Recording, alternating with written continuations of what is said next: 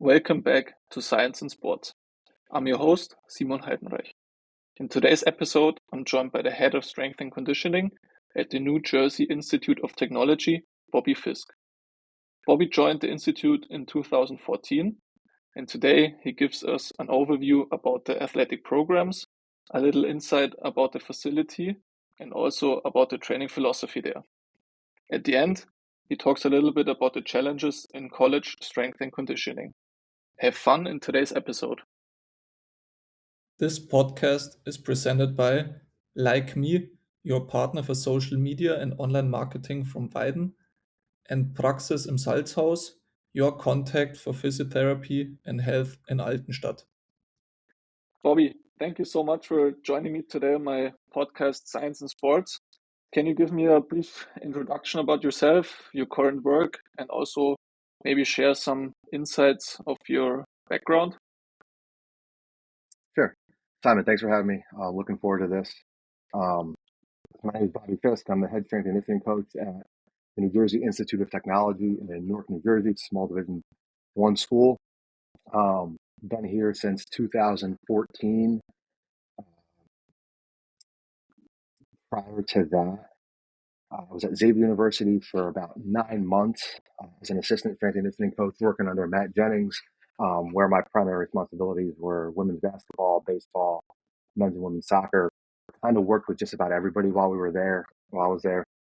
Um, going through some transition with other coaching staff. Uh, but really cool experience to be able to work at a little bit of a higher level in the Big East. Before Xavier, I was at Hobart and William Smith, which is a Division III primarily institution with Division I men's lacrosse, where I was the head strength and conditioning coach and worked with all 500 plus student athletes, 22 teams I think they have or had at the time. I was there for about a little over 2 years. Prior to that, volunteered at Siena College under Coach Dan Taylor, now Dr. Dan Taylor. Um, After college, I went to UMBC in Baltimore and then transferred to Oneonta Division III school. Played basketball at both places. Um, After graduating, I thought I wanted to be a basketball coach, so I was a graduate assistant at Averett University, a small Division III school in Southern Virginia. Worked under Coach Jimmy Allen. Awesome experience there, but realized pretty quickly I didn't want to be a basketball coach. So my desire and passion kind of always was in the weight room. I had a great strength coach at UMBC that kind of introduced me to the profession, and was fortunate enough at Averett I was able to do all the kind of the strength and conditioning for the men's basketball team while I was a GA. My final semester there, as I was finishing up, I was also fortunate enough to be able to work with football, men's and women's soccer, women's volleyball, and some in the weight room in that capacity. So that's kind of been my journey since graduating from college in 2008. Bobby, thanks for your brief introduction about you. Now, you said you're working since 2014 for the NJIT. Yep. Can you give me a little overview about about the athletic programming there? Yes, we have 19 teams. Technically, it's kind of 17 with men's and women's indoor and outdoor track. When we first got here, when I say we, it's myself, my assistants, Drew Culper, Gallagher, and Eddie Jules right now. Drew and I have been working together with Drew as my assistant. But I've been here since 2014 with Drew. I hired him like 2 weeks after I got the job. So when I say we, it's him and my assistants. When we first got here, it was just the two of us. I was fortunate enough to be able to hire a full-time assistant. And it was just the two of us since about 2019 when we were able to hire a part-time assistant and then another full-time assistant in 2021. So we were, the staff has grown, which has been awesome because, starting out with just the two of us, anywhere between 330 to 350 athletes, depending on the semester. You're talking about 12-hour days. We were in a much smaller facility when we started out. We were in two separate rooms that were both about 1,000 square feet down the hallway from one another, about 20 yards. So we were kind of running back and forth and just trying to do the best we could with what we had. In 2018, we moved into a brand new athletics facility.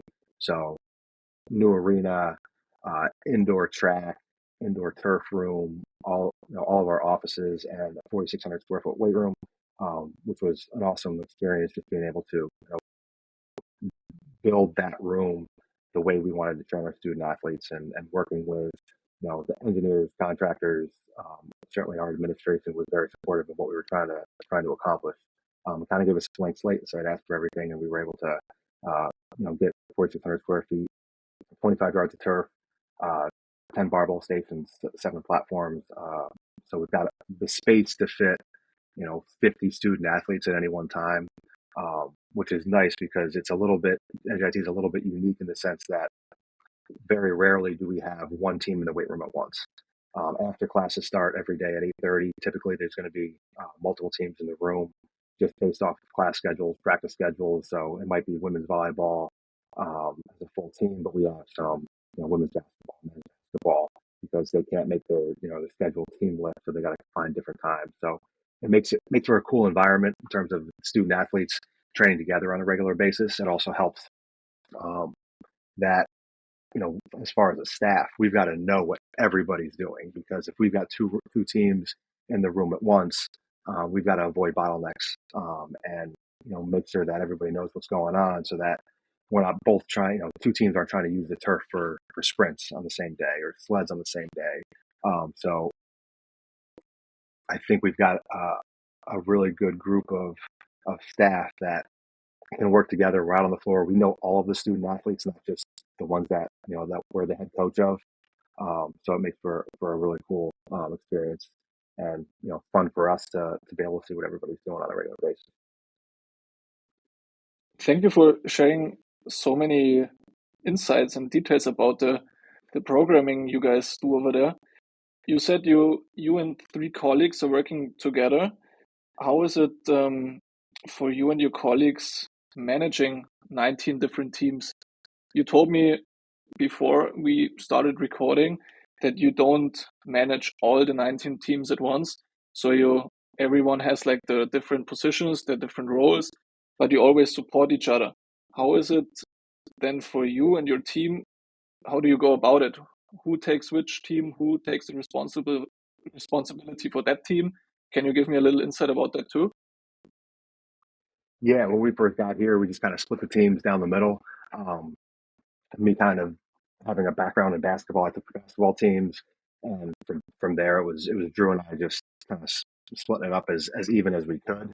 And as we've gotten more help, with the part-time position first, it was kind of looking at what makes the most sense for that position, knowing that they're going to have to likely have another job.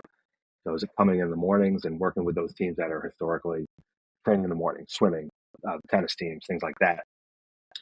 So it's been pretty set with who we're working with as we've grown. Um, like I said, the nice thing is, because we're out on the floor with just about everybody at different times of the week, the month, the year, um, everybody kind of knows what everybody else is doing. We've seen teams that we don't lead train before. So when we've got to step in because somebody's got a doctor's appointment or a kid's sick or, whatever, a meeting, somebody else can step right in, and there's consistency in the coaching. We understand what's going on. We can look at the program. If we have to have any conversations about what's going on that day, we can have those. It's fairly seamless. So while everybody is the head coach of their specific teams, we're all kind of assistants with all of the teams. And as often as we need to, we don't have a ton of set staff meeting times to discuss all these things. We're having those conversations informally on a daily basis. What do you think about this? What do you think about that? When there's bigger teams in the weight room, or there's multiple teams, hey, did you see any of this? So we're having those conversations on a regular basis to kind of make sure that everybody's on the same page, and we're getting feedback not just from the student athletes that are going through the program, but the coaches that are also um, getting their eyes on the teams as well. Do you have a number on the top of your head how many athletes are in the program? Yeah, anywhere between 330 to 350, depending on in the fall we're going to have more because we've got our fall sports, and then by the time they're in the spring, they're no longer training, as the kids graduate. But that's been about the number since we got here. I just asked because I'm curious about data collection or monitoring all those athletes. Is every athlete monitored during their sessions? There's eyes on everybody, yeah.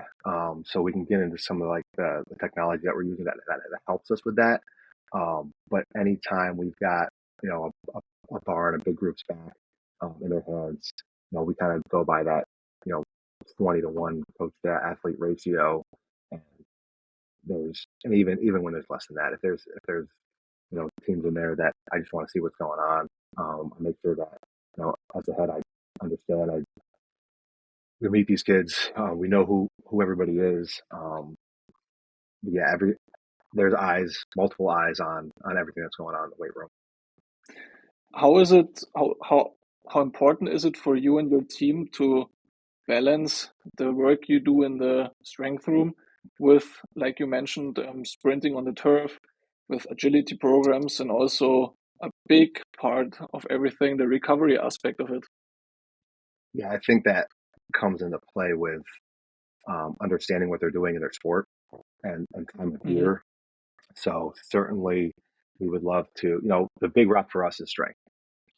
We know that that's something that we can create the most change with, and developing that to the necessary degrees. But knowing what time of year it is, how much they're doing in their sport for practice, is it 20 hours? Non-competitive season, is it 8 hours? So having an understanding of that, having an understanding of what they're doing in their practices, um, and then what are they not getting? You know, it would be great to be able to sprint team sport athletes 1-2 times a week. But if they're in the first week of their 20 hours for practices, that's not something that's feasible. It's going to take away a little bit from what they're capable of doing. So the big rock for us is strength. That's where we spend the majority of our time. When it is feasible, depending on the time of year, we'll try to sprint them either in the weight room. The majority of what we're doing is accelerations. So we've got the ability to do that right in the weight room. If we can get up onto the track, we've got a 200-meter track right upstairs. Uh, we'll get them and extend them out a little bit on some of these sprints. If we've got the ability to, we can get them on a basketball court. We've got an arena right down the hallway, practice courts right upstairs as well. So it's just about understanding what time of year it is, what are the coaches looking for, and where is like the needs analysis in terms of is it the time and place to really try to work on speed? Because if you're going to really work on speed, we're going to take a little bit away from the strength, because we're typically dealing with an hour long session, 2 to 4 days a week, depending on the group and depending again on the time of year. My following question is like two parts. How old are your athletes, like in a range? And the second one would be obviously also contributing to your approach. How important is it to have them development over a long-term time? Because you don't see your athletes probably only for a couple of months. The goal is to see them for a year or longer. So how important is that for you and your programming as well? Yeah, 18 to 24.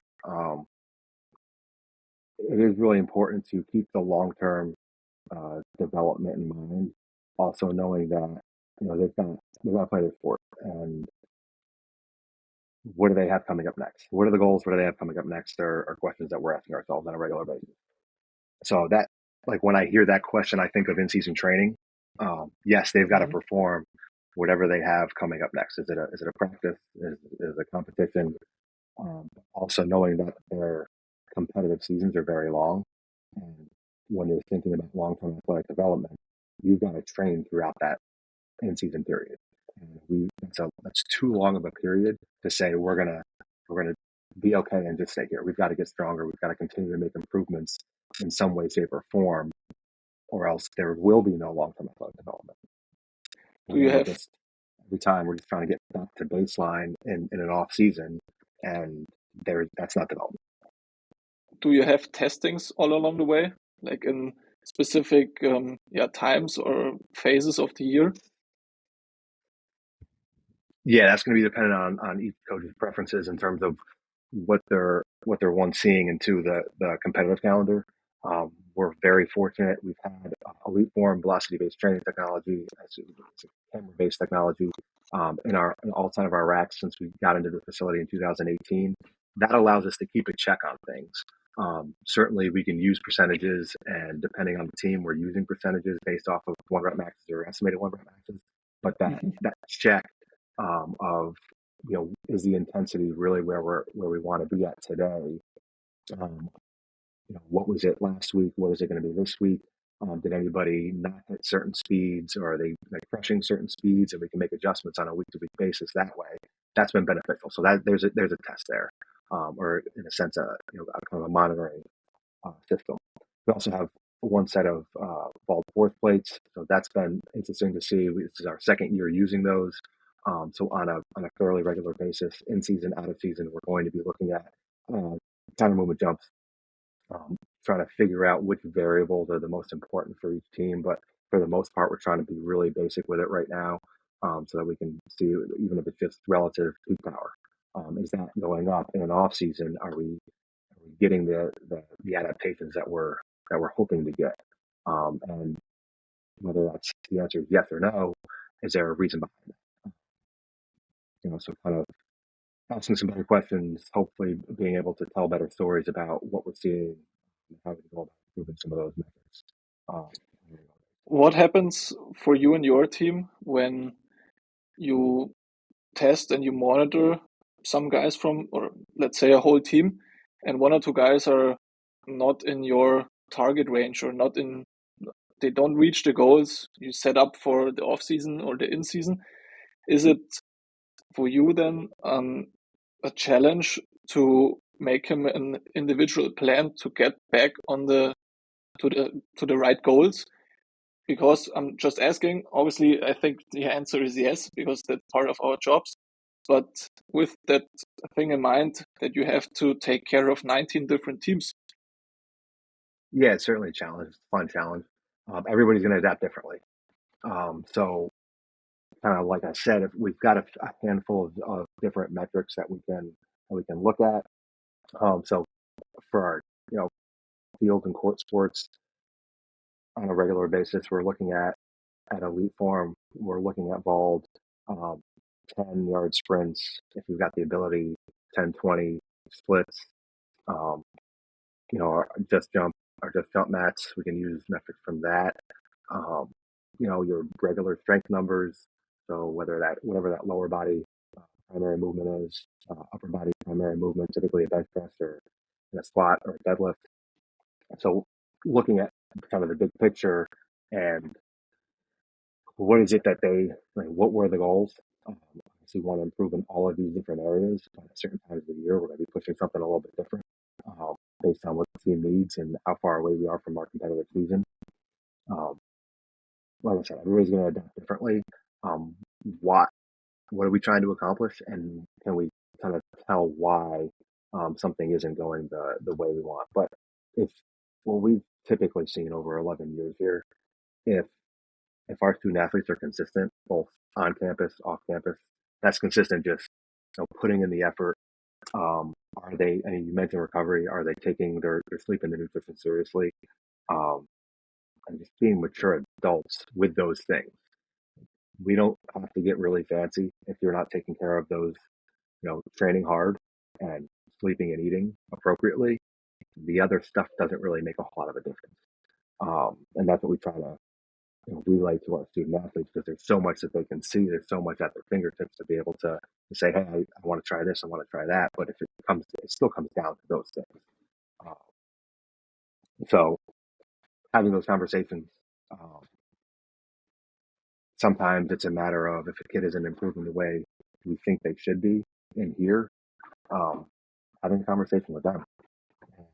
And typically, you're behind the team and your improvement in one of these metrics.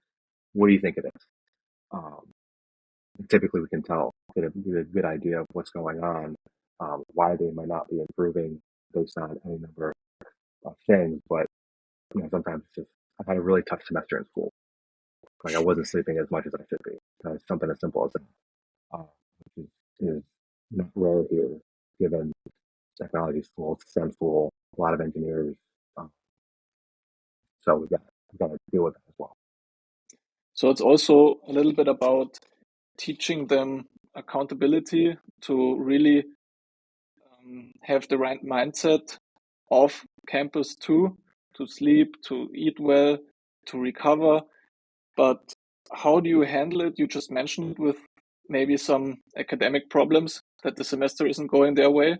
Is there a possibility for you and your team to work on that point? If someone comes up and tells you, yeah, it's not going good in the semester, do you have any like an approach to him on how to make things better? Because obviously, when it's not going your way in school or the academic way, then the mindset isn't the greatest while working out or performing on a high level. So that's why I'm like aiming this question too for you. If there is any chance for you to talk to them, like you said, to turn things around. Yeah, of course, that's part of the gig in college, I think. What can we do? What do we have control over? We don't have control over. You don't. Nobody's got control over practice. They're gonna practice your sport. Um, you know, they're scheduled in here, and it's just a matter of are you managing your time? I do think we've got really good kids that take both academics and athletics seriously, and sometimes it's a matter of like how are you utilizing your time? Um, because is it sleep? Is it nutrition? Um, Sometimes it's going to be a combination of both. We can typically get to the bottom of something by just asking the right questions. If it is a tough semester and they're not sleeping and they're overloaded with work, that's also a conversation that they've got to have with their teachers. Are they going to get extra help? Are they getting ahead of this stuff? Um, you know, if they got a weekend where there's no competition, are they trying to get ahead of it so that they can sleep during the week, or is it something where they're waiting till the last minute? And for the most part, we do have, like I said, mature adult kids that are doing exactly what they're supposed to, and it's a lot, but they do manage their time really well. Um, so just a matter of getting down to the bottom of where can they make these small improvements, so that it is just a little bit more sleep, a sleep routine, a little bit better nutrition. Are they waking up at the you know consistent times every day, going to sleep at consistent times when they can? I think those are all conversations to also be able to better understand the student athlete, so that when they do come into the weight room, they know what to expect from us. We're consistent as well in how we're coaching. We talked a lot about your athletes that you're training for this part of the episode. I want to have one or two, three more questions about you in general. You have so many teams to manage, so many athletes you have to manage and make better, obviously. How do you find time in your calendar to stay in touch with the ever evolving new science papers, new research papers, the new technology? How do you find time in all those days where you have to work out with all the teams, manage all the players, and your coaching stuff as well, to stay on the top of the new trends? Right. Um, First and foremost, it's having a staff that I trust. Um, so yeah, we know what's going on with everybody. I don't have to be on the floor. Nobody's got to be out on the floor for 10 hours a day, with the four of us. So I can't do what I do and do any of those things that you just mentioned without having a really solid uh, and supportive staff. And that's just a matter of like I kind of just said with time management with our student athletes, like we've got to utilize our time appropriately. So when I have you know 30 minutes free, maybe it's in between groups, or 60 minutes. I mean, one of the other things that's really important for us is to be able to get out to practice. Um, for me, it's pretty easy for the most part with the teams that I'm directing basketballs or in the facility. Baseball a lot of times is going to be in the facility in their turf room when they're not on campus, practicing outdoors. So having those communications with the coaching staff, having student athletes see you at practice and competitions is also beneficial. Being able to have conversations about those competitions, so they know that you know what's going on with them outside of what's going on in the weight room. So I think that's an important aspect of utilizing your time appropriately. Uh, in terms of trends and the technology, I would term myself a late adopter. I'm not somebody that's going to jump on something until there's other people using it. We certainly get plenty of emails about new products, new technologies, new softwares all the time. Um, for me to even have that conversation with somebody, I'm typically going to ask somebody else that's using it first, um, and try to find value. Is it filling a hole? Is it going to help us in any way, shape, or form? Um, Fairly skeptical about anything that we're bringing in. So I've got to know that it works. I've got to know that somebody that I trust is also using it to a high degree. That's why we've got some technology here. We don't have a ton of it. And I think what the goal is to get the most out of what we have currently. I think we can still do more with what we have right now. Yeah, and then in terms of other trends, I don't spend a ton of time on social media, but you know, enough to know what kind of is going on, and we always fall back to what does the research say. I enjoy reading research, so again, when we've got some free time, it's like what just came up in the last week?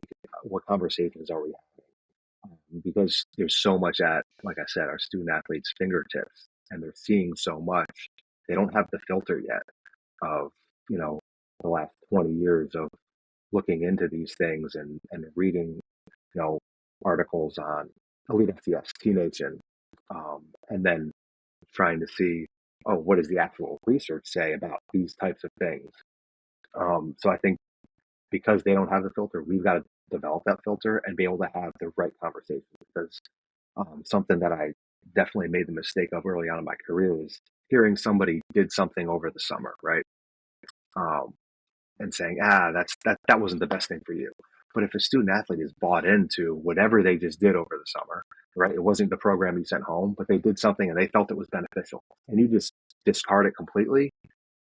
That's going to lead. I mean, especially this was early on in my career when I was at a place I remember specifically, I was at Hope Art Williams Smith for maybe the first year. After the first summer that I come back, student athlete tells me what they did. I say, that wasn't the best thing you could do. Now they don't know what to think about me because they've already bought into it. So being able to have the conversation, what do you feel? Do you find the value in this? And sometimes that it's just as simple as like, I feel better when I do this. Okay, great. Maybe that's not the best time to throw some science at them and say, well, the research doesn't really show any statistically significant differences in what you're doing compared to this. If it makes them feel good, fine, and maybe that's a conversation for a later time. Um, I do think it is important to be able to say, hey, there's strong evidence. Right? Anything can change. There's strong evidence saying what you're doing may not be providing much of a difference. But, and if it's somebody that you have a good relationship with, but you can tell them if it makes you feel better, great. You're not wasting a ton of time on this. Thinking like recovery modalities. I hop in the ice bath, once a week. Okay, cool. Are we really making an effect? Are we really changing anything? Are we getting any measurable outcome from that? And as long as it's not detrimental, I think if it's something that you believe is detrimental and the research can back that up, it's important to share. But for the most part, it's just about having those conversations. And once student athletes know that they can trust you, and sometimes that's just a matter of, hey, I don't know the answer to that. Let me look into it. That's sometimes when I'm spending my time kind of going through to be able to provide the right information as opposed to just making something up, which is what a lot of these student athletes are seeing on their phones, on social media. Yeah, got it. I think that's also a big point also in my work. It's not something to be ashamed of if you don't know everything on top of your head, but just to build the trust to the players and that they realize that you will look it up, that you know what you're talking about. I think that's one of the most important parts of our jobs. Bobby, one more question before I want to wrap up this episode. You started in the NJIT in 2014, so it's 11 years now that you and also then one after another your team joined you. What keeps you so passionate about this job, about working at the NJIT, about working with all the students, and yeah, what's next for you? I still enjoy training myself. It's not the same as what I did, 10, 15 years ago, but I still enjoy it. I think that's how all of us kind of got into this. I like training. Let me find out more about this. How can I make myself better? Um, whether that's better in the sense of getting stronger, looking better, feeling better, being able to, you know, dunk a basketball, whatever it was. We got into it because we wanted to improve ourselves. I still enjoy that part of it. I enjoy being on the floor. I like coaching. Um, I've been coaching in some capacity since I was, 12 years old, helping out, my little brother's karate class. I always knew I was going to coach. I wanted to coach. So that passion's still there uh, because I enjoy it. I think we're seeing progress with a lot of our teams slowly. But I think seeing who our coaches are recruiting and seeing their progress is exciting, and seeing their desire to better themselves, that's exciting. Um, it's fun because I think part of it is also for me is I don't just work with one team. So each team has its own kind of identity. You're coaching them a little bit differently because of that identity, the way that they're motivated, and figuring out, each new class comes in, that team identity changes a little bit, and figuring that out. It's like it's a new team every single year. It's the same. It's a similar group, but it's a little bit different in that regard. So I think that's what makes it fun. Um, Next for NJIT is just continuing to ask the questions like how do we make ourselves a little bit better, and here as a coaching staff, as individuals on the staff, and then what can we do to continue to provide support and the best environment, the best training situation for our student athletes. With the technologies that we have, is looking at some of these things, like I said, a little bit deeper, trying to get the most out of what we have, um, so that we can continue to see improvement in our student athletes. Okay, Bobby, I have one more final question. How hard is it for you to Yep. remember all those 300, 400 names of your student athletes? Must be hard, huh? Year one, it was because you're coming in new. Now Hmm. it's not. It's not like it's 300 new ones every year. Yeah. So everybody that's been here for a year already, and then it's just the freshmen. We do have some big classes that come in every once in a while, specifically for me for baseball. We'll get 10 to 15 new guys, and a day or two. Give me a day or two. I make a point of I'm going to say somebody's name wrong that first week, so I'm going to make it a point to make sure that I know everybody. And I Oh, think our staff does a good job of knowing not just our own student athletes, but the ones that